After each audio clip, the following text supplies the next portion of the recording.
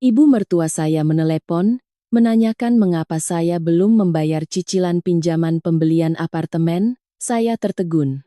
Apartemen yang mana? Suami saya tergagap. Apartemen atas nama adik laki-lakinya, tapi dibalik nama ke saya. Saya langsung menjual apartemen itu.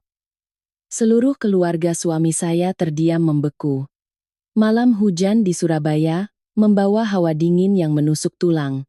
Aku baru selesai menumis sayur dan merapikan meja makan ketika melirik jam. Sudah pukul 8 malam, dan suamiku, Doni, belum juga pulang.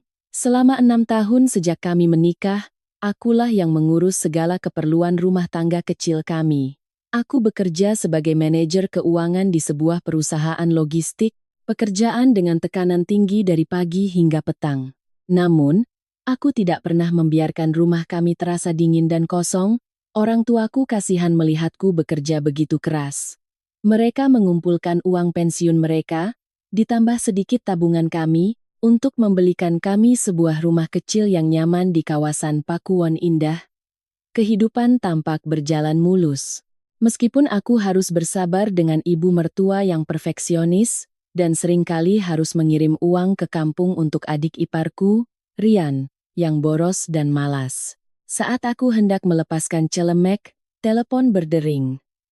Melihat nomor telepon ibu mertuaku yang familiar dari kampung halaman di Malang, aku menarik napas dalam-dalam sebelum menekan tombol jawab, bahkan sebelum aku sempat menyapa, suaranya yang melengking dan marah, langsung menghantam telingaku.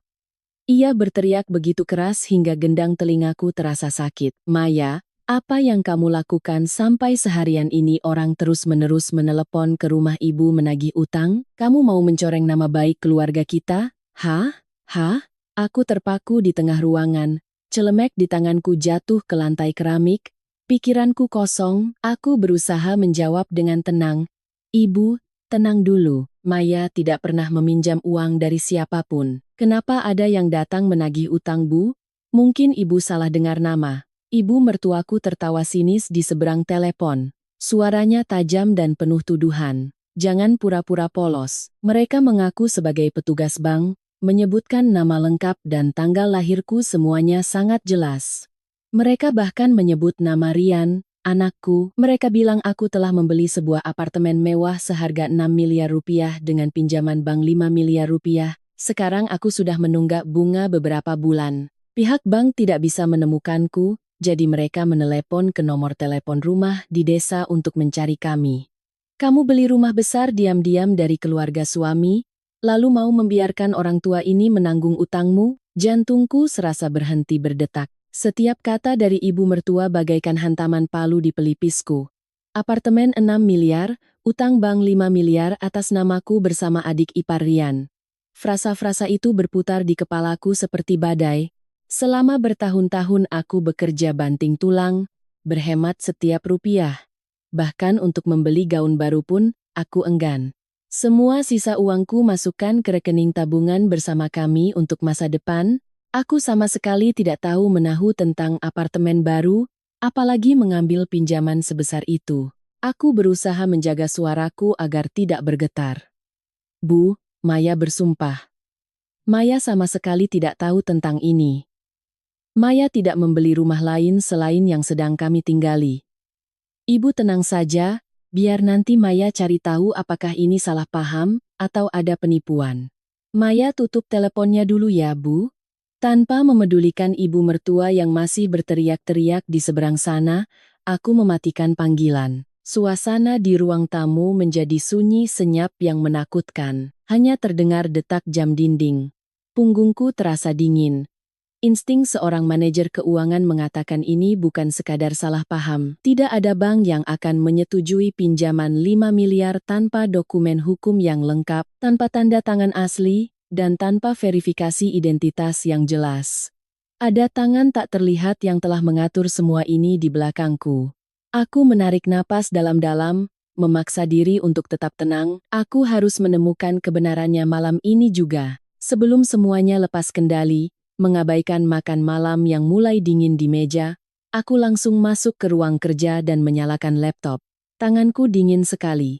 Jari-jariku gemetar saat mengetik. Aku masuk ke Sistem Layanan Informasi Keuangan, SLIKOJK. Layar laptop menyala menampilkan lingkaran penanda data sedang dimuat. Beberapa detik penantian itu terasa seperti seabad bagiku. Laporan kredit pun muncul. Mataku terpaku pada tulisan berwarna merah terang di layar. Sisa utang saat ini, Rp5.000. Lembaga pemberi pinjaman adalah sebuah bank swasta besar. Status pinjaman sudah masuk dalam kategori kolektibilitas 2, dalam perhatian khusus, karena keterlambatan pembayaran bunga selama 2 periode berturut-turut. Aku menggigit bibir bawah begitu keras, hingga berdarah agar tidak menjerit. Utang itu nyata. Utang itu ada di sana, di bawah namaku. Sebuah hukuman mati finansial telah dijatuhkan kepada seorang wanita yang selalu hidup lurus dan tertib dalam urusan uang. Aku mendorong kursi, bangkit, dan berjalan cepat ke kamar tidur. Di sudut lemari pakaian ada sebuah brankas kecil, tempat kami menyimpan sertifikat rumah yang kami tinggali, perhiasan mas kawin, dan dokumen-dokumen penting lainnya. Kata sandi brankas adalah tanggal ulang tahun pernikahan kami. Aku memasukkan kombinasi angka yang sudah akrab. Terdengar bunyi bip dan pintu baja yang berat itu terbuka. Aku mengeluarkan semua dokumen di dalamnya, berlutut di lantai yang dingin untuk menggeledah. Di dasar brankas, tersembunyi di balik tumpukan berkas lama. Ada sebuah map hijau tebal yang belum pernah kulihat sebelumnya. Dengan tangan gemetar, aku membuka map itu. Halaman pertama adalah perjanjian jual beli sebuah unit apartemen mewah di sebuah proyek mahal di kawasan Grand Sidoarjo. Nilai kontraknya persis seperti yang dikatakan ibu mertua, genap 6 miliar. Aku membalik halaman demi halaman hingga sampai ke bagian pembeli. Mataku nanar saat melihat namaku tercetak jelas di kolom pemilik, dan tepat di bawahnya, nama pemilik bersama, Rian Saputra, adik kandung suamiku yang pengangguran itu. Tetapi yang membuatku paling terkejut dan hancur adalah halaman terakhir, tempat tanda tangan peminjam dan pembeli rumah. Tanda tanganku tertera dengan jelas. Aku mengusap lembut goresan tinta biru di atas kertas itu. Ini memang tanda tanganku, bukan pemalsuan atau hasil jiplakan. Aku memegang kepala, mencoba menggali ingatan kapan aku menandatangani surat terkutuk ini. Lalu, sebuah kenangan dari 3 bulan yang lalu muncul kembali seperti film yang diputar lambat. Malam itu hujan deras. Doni pulang kerja terlambat, basah kuyup dengan wajah lelah dan terburu-buru. Dia mengeluarkan setumpuk dokumen dari tas kerjanya dan menyodorkannya kepadaku. Katanya kantor sedang ada pemeriksaan pajak penghasilan pribadi dan dia butuh tanda tangan istri untuk mengurus pengurangan tanggungan keluarga dan pelaporan aset silang. Saat itu, aku sedang sibuk mengurus keponakanku, anak dari kakak perempuanku yang sedang bermain di rumah. Merasa kasihan melihat suami bekerja keras, aku tidak menaruh curiga sedikit pun. Aku mengambil pulpen dan dengan cepat menandatangani di beberapa tempat yang sudah ia tandai dengan pensil. Aku telah mempercayai pria yang tidur seranjang denganku secara buta. Aku telah menyerahkan seluruh hidup finansialku kepadanya, hanya karena status sebagai suami istri. Air mataku akhirnya tumpah, bukan karena takut pada utang, tetapi karena rasa sakit yang luar biasa akibat pengkhianatan. Suami yang kucintai dan kurawat dengan sepenuh hati, pria yang untuknya aku berhemat setiap hari demi membangun rumah tangga, ternyata adalah orang yang dengan tega menipuku. Dia menggunakan namaku, menggunakan reputasi kreditku yang sempurna, untuk menjaminkan utang raksasa demi membelikan rumah untuk adiknya yang pemalas. Kenyataan pahit ini menelanjangi wajah Doni yang lemah dan kejam. Mengubah pernikahan 6 tahun kami menjadi lelucon yang menyedihkan. Aku menyeka air mata dan melipat kembali berkas itu. Kelemahanku cukup sampai di sini. Aku mengangkat telepon dan menelepon Doni. Setelah 3 kali dering, dia mengangkatnya. Suara Doni terdengar ringan dan santai. Halo sayang, kenapa? Aku masih ada sedikit urusan di kantor. Sekitar 30 menit lagi aku pulang. Kamu makan malam duluan saja, ya? Iya, jawabku dengan nada sedingin mungkin. Pulang sekarang juga. Kalau dalam 20 menit kamu tidak ada di ruang tamu, aku akan melemparkan semua barangmu ke jalan, tanpa menunggunya bereaksi. Aku langsung menutup telepon. Aku berjalan ke ruang tamu, menyalakan semua lampu hingga terang benderang. Aku duduk tegak di sofa, meletakkan map hijau itu di atas meja kaca. Jantungku tidak lagi berdebar kencang, kemarahan telah membeku menjadi balok es yang dingin. Tepat 20 menit kemudian, terdengar suara kunci pintu dibuka.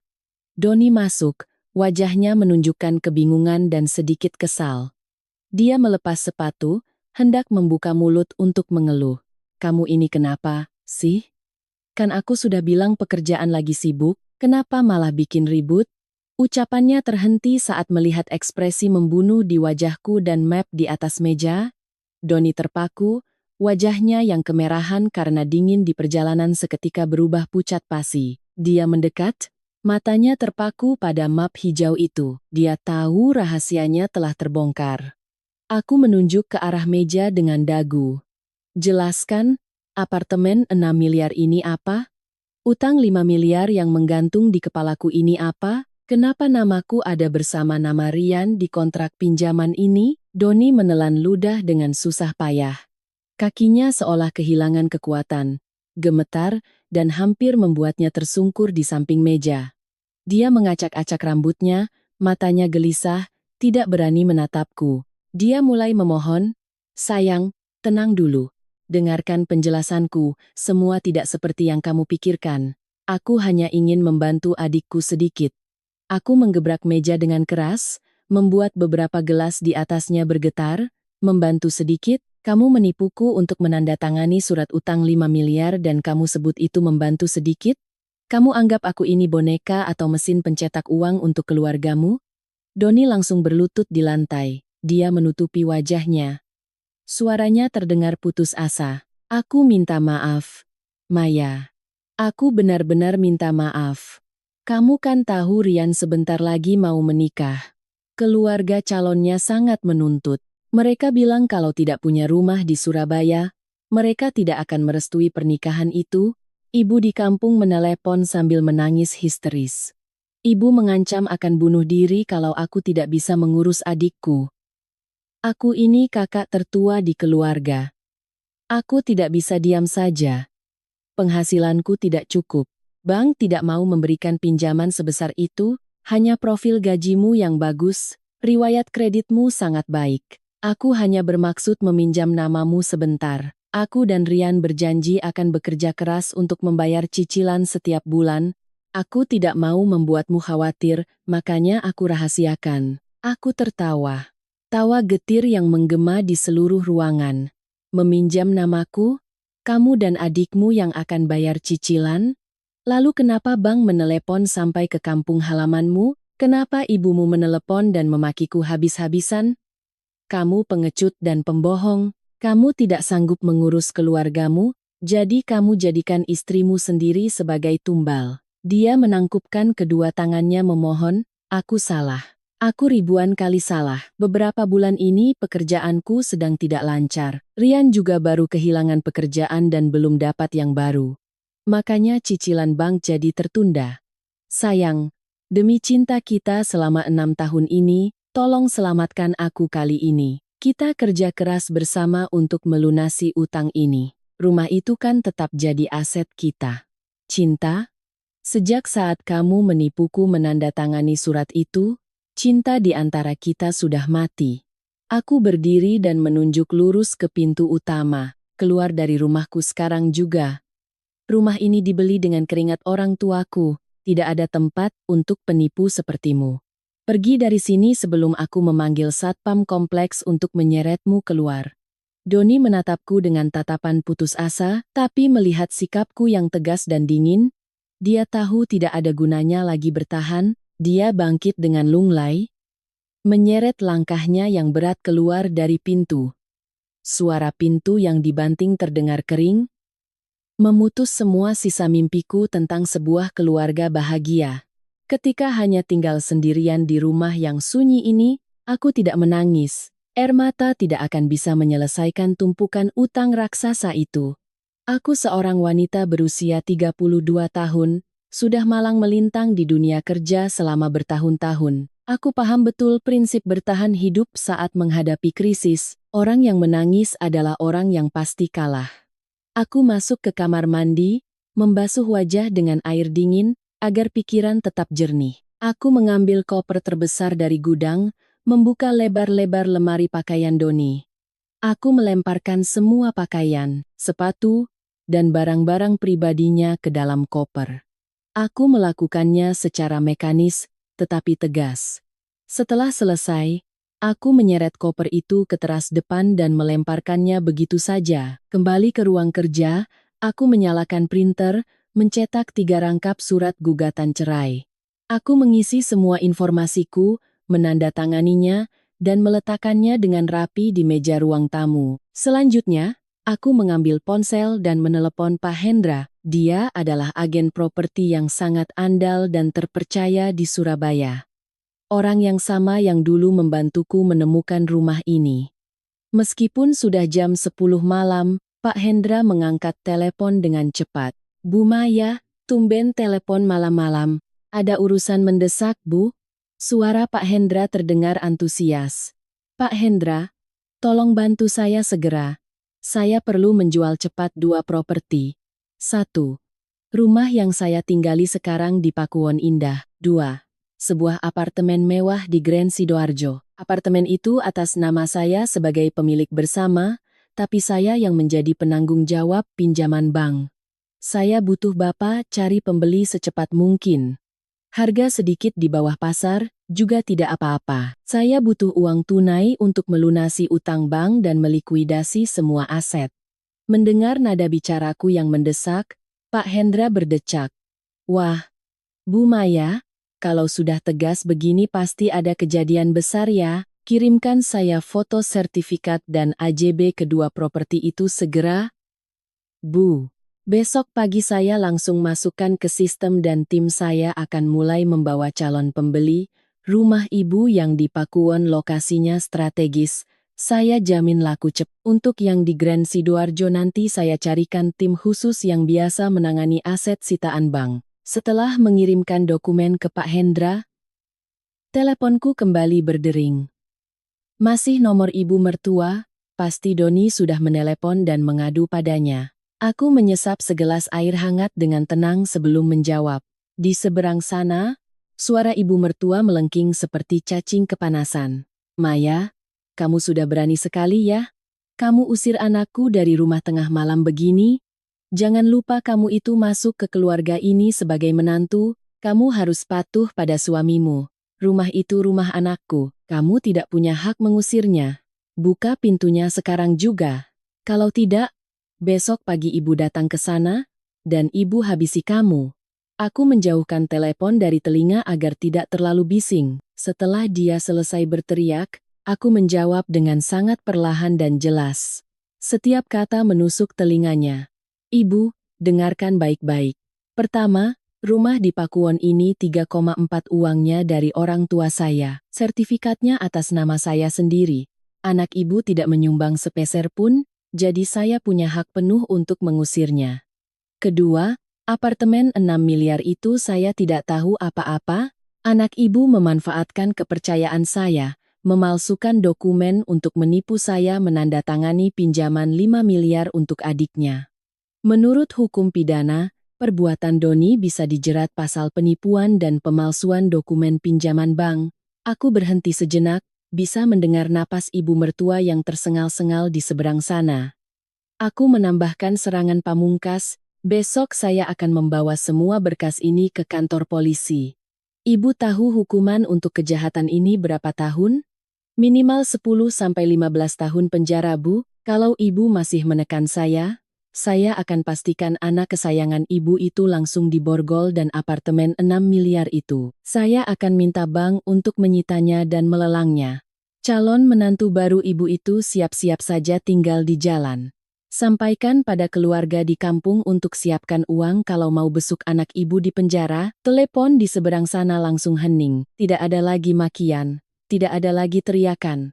Keheningan itu begitu lama hingga aku bisa mendengar suara angin yang masuk melalui celah jendela rumahnya. Ibu mertuaku, wanita yang seumur hidupnya menekan menantunya dengan kata-kata pedas kini benar-benar terdiam membeku di hadapan pedang hukum yang kuayunkan. Aku tersenyum tipis, mematikan telepon dan melemparkannya ke samping. Pertarungan ini, aku tidak akan membiarkan diriku dirugikan sedikit pun. Keesokan paginya aku bangun sangat awal. Semalam aku hanya tidur beberapa jam, tetapi pikiranku sangat jernih. Aku merias wajah tipis, memilih setelan blazer kerja berwarna hitam yang rapi, dan mengenakan sepatu hak tinggi. Aku melangkah membuka pintu utama untuk bersiap berangkat kerja. Begitu pintu terbuka, sesosok tubuh yang meringkuk jatuh ke kakiku. Itu Doni, dia duduk meringkuk di depan pintu sepanjang malam. Pakaiannya kusut, wajahnya tidak terurus, matanya merah dan cekung. Melihatku, dia seperti orang tenggelam yang menemukan pelampung, langsung bangkit dan memeluk kakiku. Maya, aku salah. Semalaman aku sudah berpikir. Aku tahu aku brengsek, tapi kumohon demi cinta kita selama 6 tahun, jangan laporkan aku ke polisi. Ibu di kampung pingsan setelah mendengar ucapanmu, sekarang sedang diinfus di puskesmas. Beri aku satu kesempatan lagi untuk memperbaiki hidup. Aku janji akan menjual apapun yang aku punya untuk membayar utangmu. Kumohon jangan dorong aku ke jalan buntu. Aku dengan dingin mundur selangkah melepaskan kakiku dari pelukannya. Jangan bersandiwara di sini. Aku tidak peduli ibumu pingsan atau tidak. Fakta bahwa kamu menipuku tidak bisa dibantah. Surat cerai sudah ada di atas meja. Masuk, tanda tangani, lalu enyah dari hadapanku.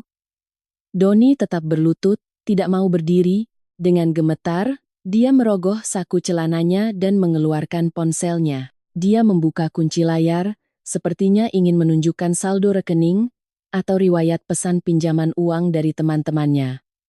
Dia berteriak, "Lihat, aku sedang berusaha mencari uang. Aku sudah menelepon semua temanku.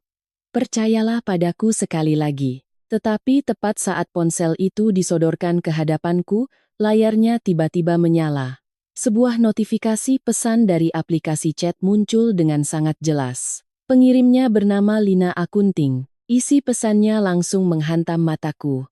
"Sayang, semalam tidur nyenyak, istri tuamu yang di rumah ngomel-ngomel lagi soal uang ya. Nanti sore bolos kerja kita ke hotel biasa yuk, biar aku hibur kamu." Seluruh udara di sekitar terasa tersedot habis. Doni buru-buru menarik kembali ponselnya. Wajahnya pucat pasi. Dia panik mencoba mematikan daya, tetapi tangannya gemetar hebat hingga ponsel itu jatuh ke lantai. Aku membeku di tempat, merasakan hawa dingin menjalari tulang punggung.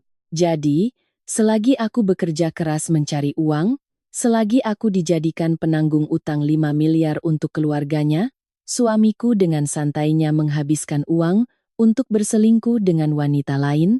Panggilan istri tua yang dilontarkan selingkuhannya itu bagaikan belati yang menghancurkan sisa belas kasihan terakhir dalam diriku.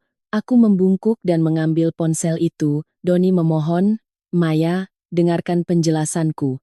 Itu cuma teman bercanda. Aku bersumpah tidak ada apa-apa dengannya. Akhir-akhir ini aku stres karena urusan rumah Rian.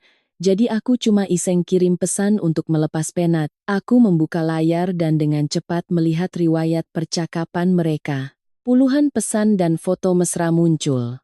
Bukan hanya kata-kata kotor dan janji pertemuan, Doni bahkan ikut menjelek-jelekkanku.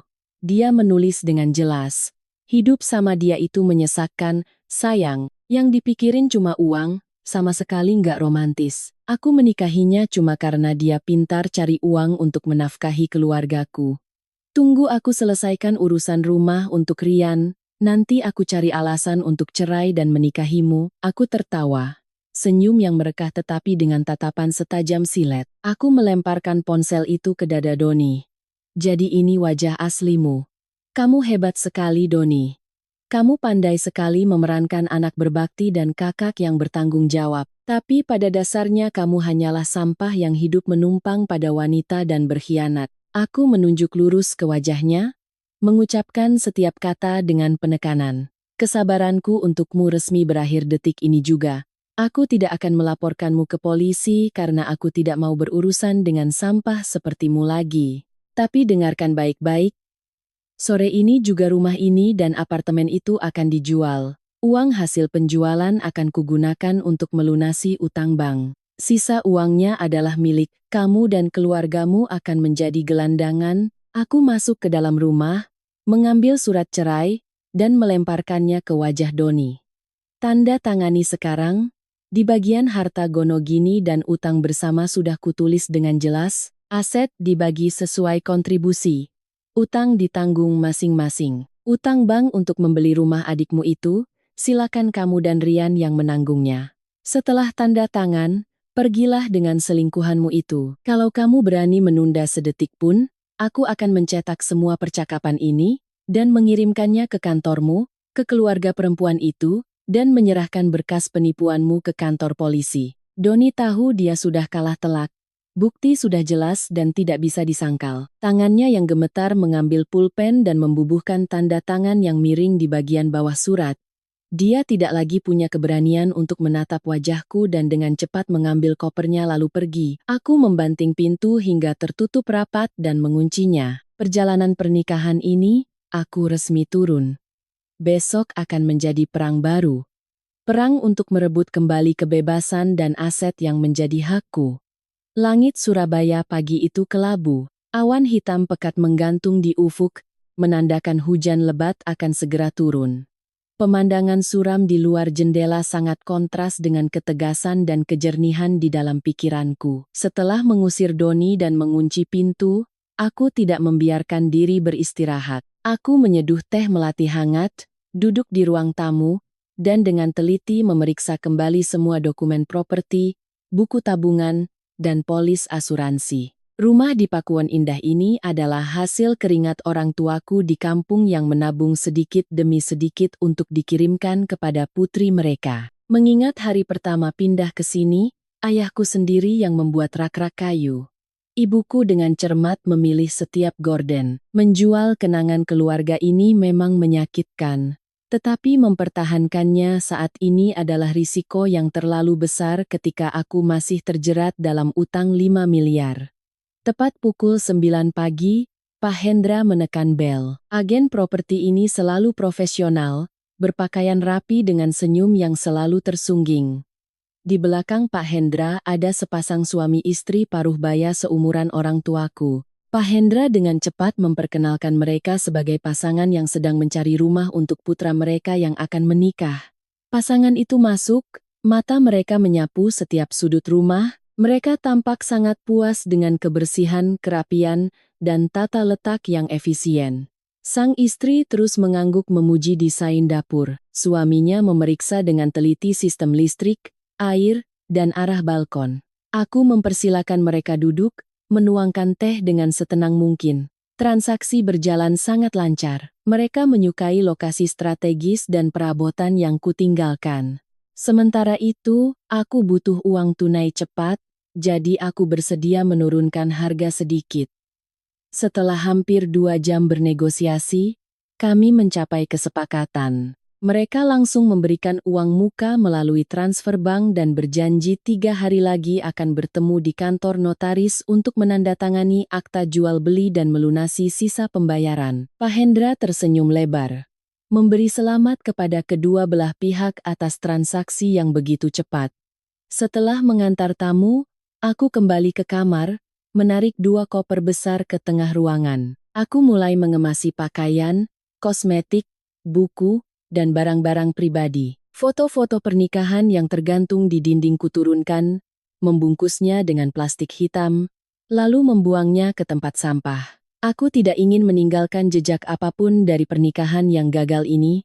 Sore harinya aku menyeret koper meninggalkan rumah, menyerahkan kunci kepada Pak Hendra, agar dia bisa membersihkan rumah sebelum diserahkan kepada pemilik baru. Aku memesan taksi ke sebuah hotel di Jalan Basuki Rahmat, menyewa kamar untuk jangka panjang sebagai tempat tinggal sementara. Malamnya, Pak Hendra menelepon dengan kabar baik kedua.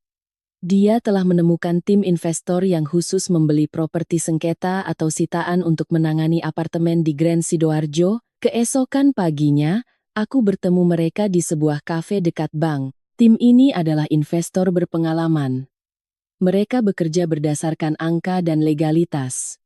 Aku menjelaskan dengan jelas status apartemen tersebut. Aku menekankan bahwa aku adalah penanggung jawab pinjaman sekaligus pemilik bersama dengan adik iparku. Aku menawarkan harga jual yang sangat mepet dengan nilai utang, ditambah sedikit biaya untuk kompensasi kerugian moralku. Pemimpin tim investor itu membolak-balik berkas, mengangguk-angguk. Menangani properti yang dijaminkan di bank memang tidak mudah, apalagi dengan adanya pemilik bersama. Namun harga yang kutawarkan terlalu menggiurkan untuk lokasi dan fasilitas apartemen tersebut. Mereka setuju untuk membeli. Mereka akan membantuku menyiapkan dana untuk melunasi pinjaman ke bank, mengambil sertifikat asli, dan melakukan proses balik nama. Semuanya berjalan sesuai rencana. Aku melangkah keluar dari kafe, menarik napas dalam-dalam. Utang raksasa yang jatuh dari langit itu perlahan-lahan mulai terurai. Aku tidak tumbang, aku sedang membersihkan sampah yang dilemparkan keluarga Doni ke dalam hidupku dengan tanganku sendiri. 2 hari berlalu sejak aku pindah ke hotel. Semua prosedur dokumen sedang diurus cepat oleh Pak Hendra dan pihak bank. Aku mengambil cuti seminggu dari kantor untuk fokus menyelesaikan masalah pribadi ini. Saat sedang menikmati secangkir teh panas sambil membaca buku di kamar hotel, teleponku berdering. Itu Pak Hendra, suaranya terdengar mendesak dan penuh kekesalan. Bu Maya, Ibu tahu apa yang terjadi di apartemen Grand Sidoarjo? Saya baru saja mengantar pembeli untuk melihat lagi desain unitnya. Waktu saya buka pintu pakai kata sandi dari ibu, di dalam berantakan sekali. Si Rian, adik ipar ibu, dan seorang perempuan bernama Dita, sedang sibuk memindahkan barang ke dalam. Mereka sangat arogan mengusir saya dan klien. Rian bahkan berteriak, "Ini rumah saya, tidak ada yang boleh masuk." Mendengar kata-kata Pak Hendra, amarahku meledak. Aku menggenggam ponsel erat-erat. Sungguh tidak bisa dipercaya tingkat ketidakbermaluan keluarga ini. Kakaknya diusir dari rumah, ibunya diancam lapor polisi, tapi adiknya dengan santai pindah ke apartemen yang utangnya harus kuselesaikan. Aku segera menyuruh Pak Hendra untuk tetap di sana dan menungguku. Aku berganti pakaian, memesan taksi, dan meluncur ke apartemen di Grand Sidoarjo. Taksi berhenti di depan lobi gedung yang mewah. Pemandangan di sini penuh dengan taman hijau, air mancur, dan petugas keamanan 24 jam. Tempat yang terlalu mewah untuk kemampuan finansial Rian yang nol. Aku masuk ke lift, menekan lantai 18. Begitu melangkah di koridor berkarpet, aku sudah mendengar suara pertengkaran dari unit nomor 8. Pintu apartemen terbuka sedikit karena mereka ganjal untuk memindahkan barang. Aku mendekat, berdiri di sudut tersembunyi untuk mendengar percakapan di dalam. Suara Dita, calon istri Rian, terdengar cemas. "Mas Rian, tolong jelaskan sama aku. Tadi pagi aku lihat di kotak surat lobi ada surat tagihan dari bank dikirim ke sini. Nama penerimanya Mbak Maya, istrinya Mas Doni. Kenapa rumah kita tapi surat utangnya dikirim ke kakak ipar? Cicilan bunganya hampir 40 juta sebulan. Mas dapat uang dari mana untuk bayar? Katamu ke orang tuaku, Mas beli apartemen ini tunai." Suara Rian terdengar ketus dan tidak bertanggung jawab. "Kamu ini khawatir berlebihan. Namaku jelas ada di surat perjanjian jual beli. Soal utang bank itu, Mas Doni sama Mbak Maya kan kerja di perusahaan besar, gajinya tinggi. Mereka yang pinjam ya mereka yang harus bayar. Mas Doni sudah janji sama ibu akan siapkan rumah yang layak untuk kita menikah. Mbak Maya itu uangnya banyak, 5 miliar itu kecil buat dia. Kita tinggal saja dengan tenang, tidak usah dipikirkan. Ibu juga sudah bilang pindah saja dulu biar aman. Kalau dia berani, suruh saja dia datang ke sini dan mengusir kita." Setiap kata dari Rian menusuk telingaku. Keegoisan dan sifat parasit keluarga ini sudah melewati batas kesabaran manusia. Aku menarik napas dalam-dalam, lalu mendorong pintu kayu solid itu dengan kuat. Pintu terbanting ke dinding, menimbulkan suara keras. Aku melangkah masuk, berdiri dengan angkuh di tengah ruang tamu yang berantakan dengan kardus dan tas-tas plastik. Rian dan Dita terkejut, berbalik menatapku, Wajah Rian berubah cepat dari kaget, bingung, lalu menjadi angkuh dan menantang. Dia menatapku dengan dagu terangkat. Kakak datang ke sini mau apa? Ini rumah pribadi saya, yang tidak berkepentingan dilarang masuk. Kalau bertengkar dengan Mas Doni ya di rumah kakak sana. Jangan ganggu kehidupan kami, aku melangkah mendekati Rian. Tatapanku setajam pisau, aku mengucapkan setiap kata dengan jelas. Rumahmu? Kamu dapat uang dari mana untuk membeli rumah 6 miliar ini? Kakakmu menipu saya untuk menandatangani surat pinjaman, menggunakan reputasi kredit saya untuk meminjam 5 miliar demi membelikanmu kemewahan palsu ini. Kamu tidak membayar sepeser pun cicilannya. Atas dasar apa kamu berani bicara seperti itu padaku? Dita yang berdiri di sampingnya gemetar sambil memeluk bantal sofa. Matanya melebar menatapku lalu menatap Rian. Dia mulai menyadari kebohongan besar yang menjeratnya. Rian melihat situasi tidak menguntungkan, mencoba meninggikan suaranya. Jangan asal bicara. Nama saya jelas ada di kontrak. Kalau berani, panggil saja polisi ke sini. Aku tersenyum sinis. Kamu mau polisi? Boleh. Aku mengeluarkan ponsel, tetapi bukan untuk menelepon polisi. Aku menelepon manajemen gedung dan Pak Hendra. Aku mengumumkan dengan jelas di depan Rian, apartemen ini sedang dalam proses dijual ke pemilik baru. Saya penanggung jawab pinjamannya. Saya punya hak meminta bank menyita aset ini. Sekarang juga kamu dan pacarmu ini, bereskan semua sampah kalian dan enyah dari sini. Kalau dalam 15 menit kalian tidak pergi, saya akan meminta satpam gedung untuk mengusir kalian secara paksa. Kalian mau membuat keributan? Biar seluruh penghuni apartemen mewah ini tahu wajah penipu kalian. Rian terdiam, wajahnya pucat pasi. Dita menangis, melemparkan bantal, dan berlari keluar pintu, tanpa menoleh lagi. Rian berdiri termangu, lalu dengan lunglai mulai mengemasi barang-barangnya ke dalam beberapa tas kain. Terlihat sangat menyedihkan. Aku berdiri melipat tangan, mengawasinya tanpa berkedip. Pertarungan ini tidak punya tempat untuk kelemahan. Kembali ke kamar hotel. Setelah konfrontasi di apartemen, tubuhku terasa lelah. Pertarungan perceraian dan penyelesaian aset raksasa ini menguras energi lebih dari yang kukira. Aku menuang segelas air, duduk diam di dekat jendela, memandangi hiruk-pikuk lalu lintas di bawah.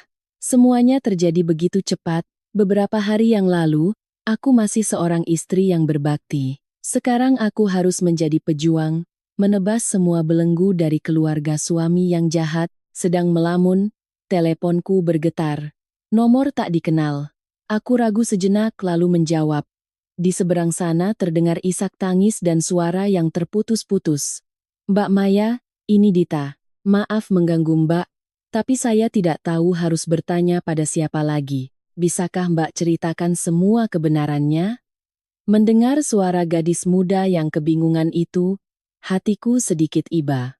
Dita juga korban dalam drama yang diciptakan keluarga Doni. Orang tua Dita ingin putrinya hidup layak di ibu kota, itu tidak salah. Kesalahan mereka adalah menaruh kepercayaan pada sekelompok penipu.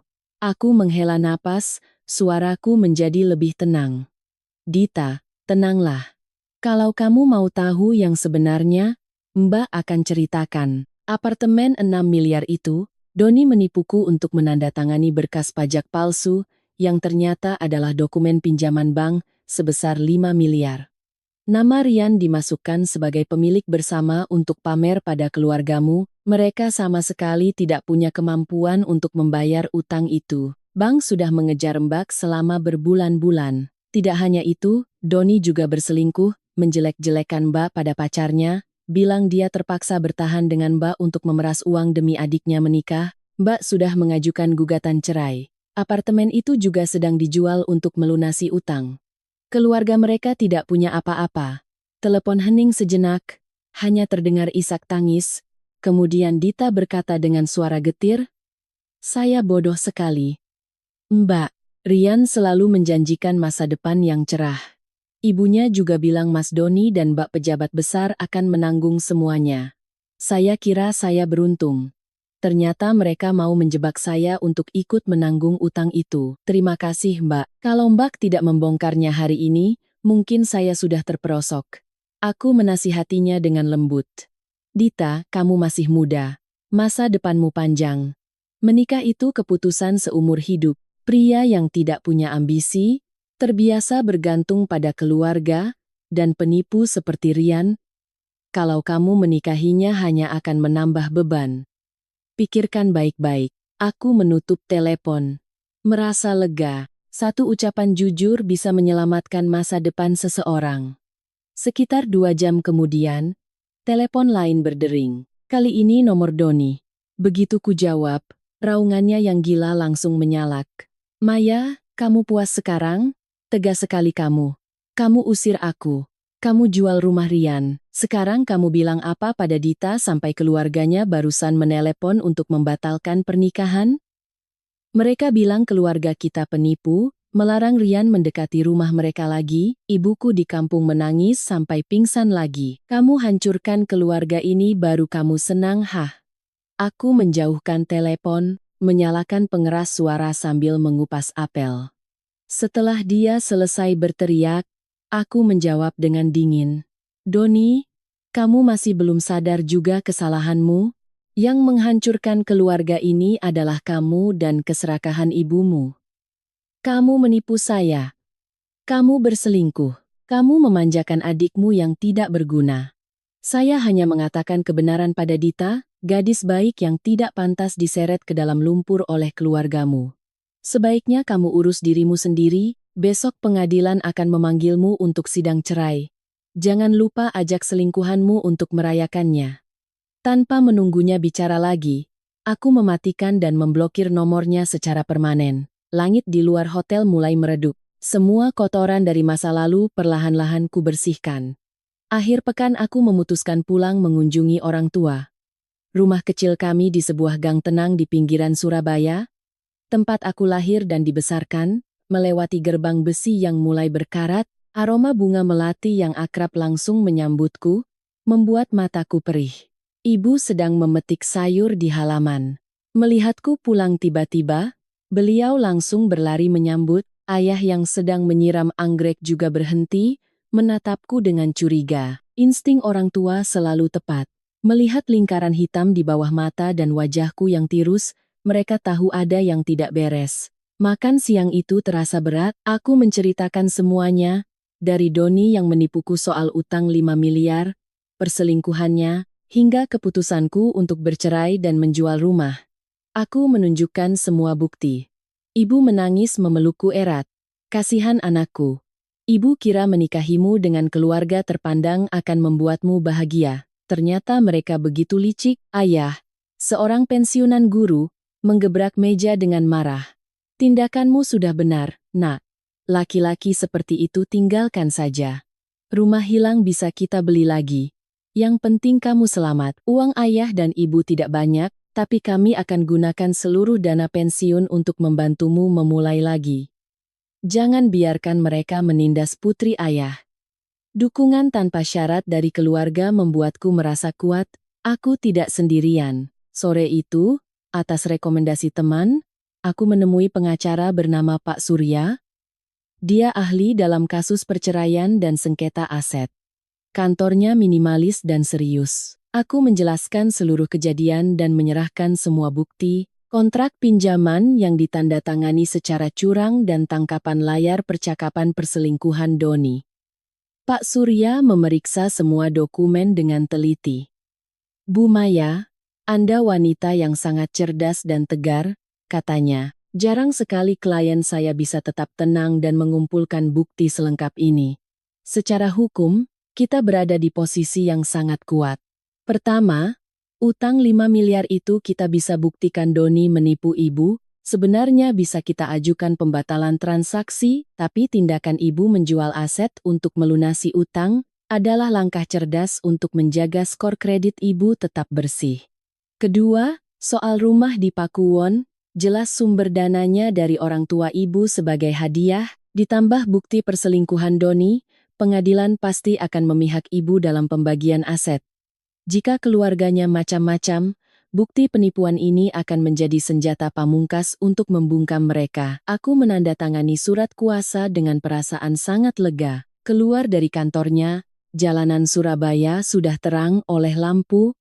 Angin malam mulai terasa dingin, tetapi hatiku terasa hangat. Aku telah membangun benteng pertahanan yang kokoh. Semua berjalan lancar sampai sebuah kejadian tak terduga datang. Kamis pagi saat aku sedang bekerja, sebuah telepon dari rumah sakit masuk. Suara ibu mertua terdengar panik dan penuh isak tangis di seberang sana. "Maya, cepat ke rumah sakit. Doni sekarat." Telingaku berdengung. Meski sudah tidak ada cinta, nyawa manusia bukan mainan. Aku segera meminta izin atasan dan bergegas ke rumah sakit. Ruang UGD selalu sesak dan penuh bau disinfektan. Di sana aku melihat ibu mertua dan Rian duduk terkulai di kursi tunggu. Pakaian mereka kotor, rambut acak-acakan. Melihatku, ibu mertua langsung berlari ke arahku seperti binatang buas yang terluka. Dia mencengkeram blazerku, berteriak histeris di tengah keramaian. "Perempuan jahat! Kamu yang membuat anakku begini, kamu usir dia, kamu paksa dia cerai, kamu dorong dia ke jurang kematian. Tadi malam dia mabuk karena stres, lalu terpeleset dan jatuh dari lantai 2 rumah kosnya. Dokter bilang tulang punggungnya cedera parah, bisa lumpuh, kembalikan anakku yang sehat." Semua mata tertuju pada kami. Ibu mertua terus berteriak, mencoba memerankan korban. Aku berdiri tegak, tidak mundur. Tidak takut. Aku melepaskan cengkeramannya dengan paksa. Aku menatap lurus ke matanya, dan berkata dengan suara dingin, tenang, dan cukup keras agar semua orang mendengar. "Ibu, berdirilah dan bicara yang sopan. Ini rumah sakit, bukan panggung sandiwara. Anak ibu usianya 36 tahun, bukan balita. Dia menipu istrinya demi adiknya. Dia berselingkuh di hotel dan saya pergoki. Saya mengusirnya untuk melindungi aset saya.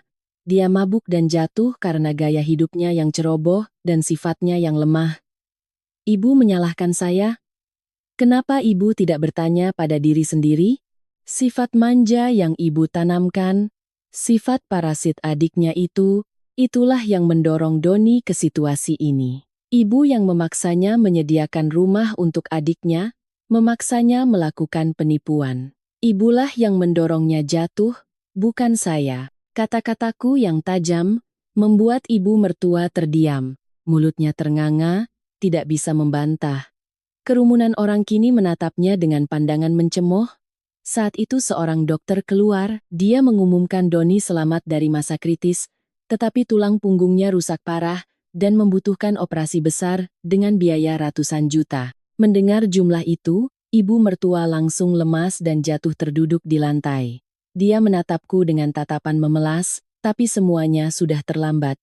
Hatiku telah membeku untuk keluarga mereka. Aku berbalik dan pergi, meninggalkan mereka dengan puing-puing yang mereka ciptakan sendiri. Seminggu berlalu sejak keributan di UGD. Aku perlahan kembali ke ritme hidup normal. Pekerjaan membantuku melupakan masalah. Prosedur penjualan properti dan perceraian hampir selesai. Kupikir hidupku dan keluarga mereka tidak akan pernah bersinggungan lagi. Tapi hidup selalu punya kejutan. Rabu sore saat aku kembali ke hotel, resepsionis memberitahu ada 2 orang yang mengaku keluargaku sudah menunggu selama 3 jam. Di sofa lobi, duduk ibu mertua dan adik dari ayah mertuaku. Melihatku, ibu mertua langsung berlari dan berlutut di lantai marmer lobi hotel. Tindakannya membuat beberapa tamu asing menoleh. Aku mencoba membantunya berdiri, tapi dia menolak dengan air mata bercucuran. Dia memohon, "Maya, ibu mohon padamu. Ibu salah. Maafkan ibu, maafkan Doni." Dia terbaring di rumah sakit, menolak dioperasi, katanya dia sudah kehilangan istri, rumah, dan harga diri. Hidup sebagai orang cacat, lebih baik mati saja. Dia mogok makan 2 hari ini. "Nak, ibu mohon datanglah ke rumah sakit," bujuk dia. "Cukup 1 kata darimu untuk menyelamatkan nyawanya." Paman Doni juga mendekat. "Maya, paman tahu keluarga ini berutang banyak padamu, tapi nyawa manusia yang terpenting sekarang. Dia hanya mau mendengarkanmu. Tolonglah nak." Aku terdiam. Dadaku terasa sesak. Kemarahanku masih ada, tetapi melihat wanita yang dulu angkuh kini bersujud di depan umum demi nyawa anaknya, aku merasa sedikit kasihan. Kesombongan dan keserakahannya telah dibayar mahal. Aku menarik napas dalam-dalam, membantu ibu mertua berdiri dan duduk. Setelah dia sedikit tenang, aku berkata dengan suara dingin dan jelas, "Ibu dan paman, dengarkan baik-baik. Saya setuju ke rumah sakit, tapi bukan karena saya memaafkan mereka. Luka yang dia goreskan di hati saya, utang yang dia timpakan, pengkhianatan kotornya, semua itu tidak akan pernah bisa dihapus. Saya pergi hanya karena sisa rasa kemanusiaan, karena saya tidak ingin tangan saya terkait dengan hidup mati seseorang." Aku menatap lurus ke mata ibu mertua, menekankan syaratku. "Saya hanya akan datang sekali ini. Saya akan bicara empat mata dengannya. Setelah itu, semua dendam dan urusan antara saya dan keluarga ibu resmi berakhir. Jangan pernah lagi mengikat saya dengan tanggung jawab atau hubungan apapun. Jika ibu setuju, saya akan pergi." Ibu mertua mengangguk cepat-cepat. "Ibu setuju, nak. Ibu setuju semua. Asal kamu mau menemuinya." Aku menyuruh mereka kembali ke rumah sakit lebih dulu. Melihat dua sosok tua itu berjalan gontai keluar hotel, aku menghela napas. Hidup memang tentang sebab akibat. Pukul 8 malam, aku tiba di bagian ortopedi rumah sakit. Melalui jendela kaca kecil di pintu, aku melihat Doni terbaring tak bergerak, dikelilingi kabel dan mesin. Tubuhnya kurus kering. Hati sempat terenyuh, tetapi logika segera memadamkannya. Aku masuk. Suara engsel pintu membuatnya kaget dan membuka mata. Matanya yang lelah dan kosong langsung berbinar saat melihatku. "Maya, kamu benar-benar datang," bisiknya lemah. Aku menarik kursi, duduk tegak. "Ibumu dan pamanmu datang bersujud di tempat tinggalku. Aku datang bukan untuk rujuk, tapi untuk mengucapkan kata-kata terakhir sebagai orang yang pernah berjalan bersamamu." Air mata Doni mengalir. Dia mencoba mengulurkan tangan mencari pegangan, tapi aku menarik tanganku. Dia menangis tersedu-sedu. "Maya, aku benar-benar salah. Sekarang terbaring di sini, aku baru sadar betapa gagalnya hidupku. Aku menyia-nyiakan wanita yang paling mencintaiku. Aku tidak punya muka untuk hidup lagi. Aku tahu aku tidak pantas dimaafkan, tapi beri aku satu pertanyaan. Jika aku berhasil operasi, jika aku sembuh, apakah ada 1% kesempatan bagi kita untuk kembali?" Kata-katanya penuh keputusasaan. Tapi aku tahu, pengampunan yang mudah saat ini hanya akan mengubur hidupku untuk kedua kalinya. Aku menggelengkan kepala, tatapanku tegas dan dingin. "Doni, kesempatan bukan sesuatu yang diberikan orang lain, tapi sesuatu yang harus kamu raih sendiri. Tapi kesempatan antara kita sudah mati sejak hari kamu memalsukan tanda tanganku. Kesempatan itu terkubur saat aku membaca pesan kotormu dengan Lina. Kamu menolak operasi? Kamu mau mati untuk lari dari tanggung jawab?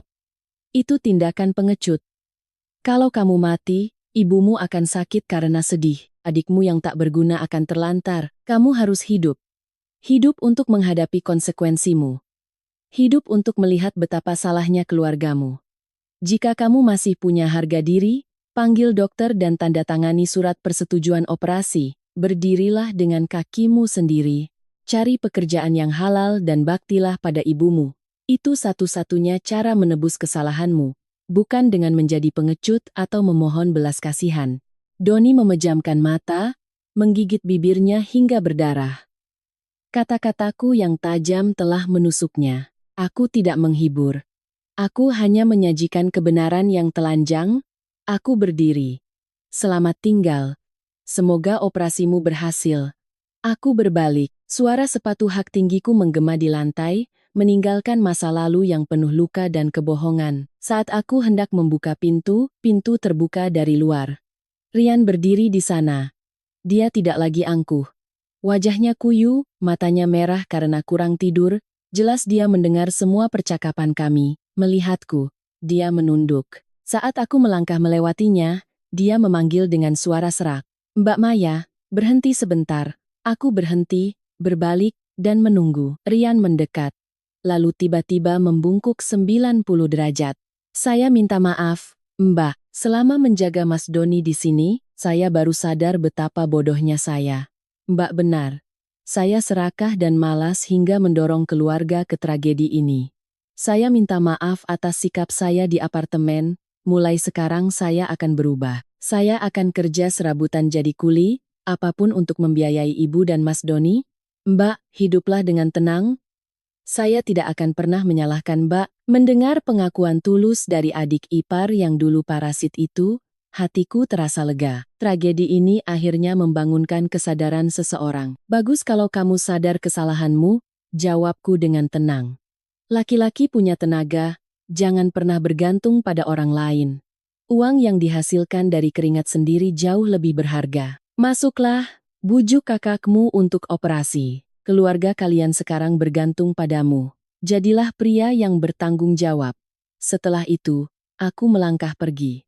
Kali ini dengan perasaan ringan dan bebas. 2 minggu kemudian, aku mendapat kabar Doni telah menjalani operasi dengan lancar. Rian benar-benar bekerja sebagai kuli panggul di sebuah gudang.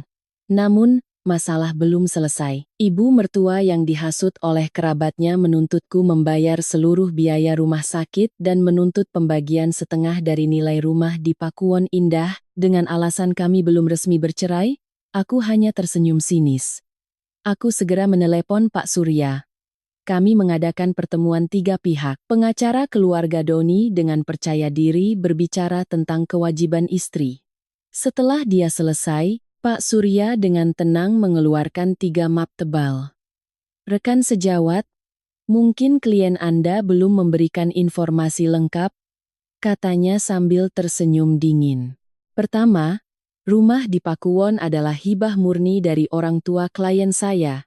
Ini bukti transfernya. Bapak Doni tidak berkontribusi sama sekali. Kedua, dan ini yang paling penting, Pak Surya menunjuk map berisi bukti penipuan dan pemalsuan tanda tangan. Jika pihak Anda bersikeras, kami akan langsung melaporkan Bapak Doni ke polisi atas tuduhan penipuan.